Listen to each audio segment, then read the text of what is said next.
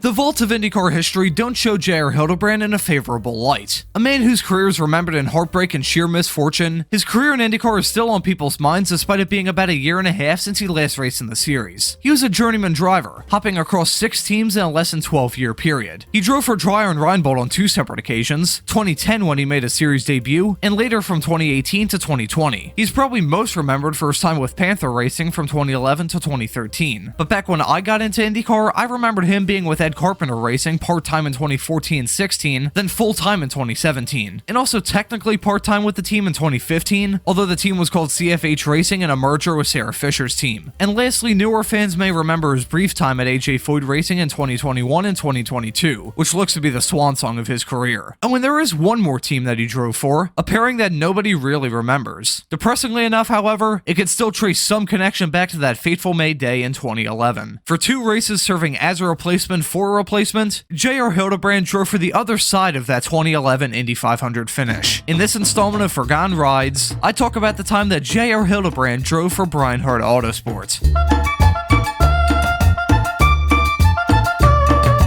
So to start this off, we need to go back to the start of the 2013 IndyCar season. At this time, J.R. Hildebrand was starting his 3rd season with Panther Racing, and he was hoping for that elusive first win. 2011 was a well-known roller coaster ride of a season that I've already talked about on this channel. 2012, meanwhile, was an improvement over his rookie year. However, that first win was still the goal coming into 2013. Meanwhile, at Baracuda Racing, the team that used to be called Brian Harta Autosports, veteran Alex Tagliani was starting his 2nd full-time year at the team. His 2012 season was a tale of 2 halves. The team were one of the unfortunate ones stuck with the dreadful Lotus engines at the start of the season, and struggled so bad that they were the first to ditch them. As soon as they switched to the Hondas, the team's results took a turn for the better, with Tags getting a best finish of 5th at Edmonton. Both Tagliani and Hildebrand were confident in what the 2013 season could bring. So how exactly did the year go? Well, for JR, things went about as bad as they possibly could. Despite a 5th place run at Long Beach, his year had been so bad that after only 5 races, he was fired. Those 5 races featured some really bad moments, such as this absent-minded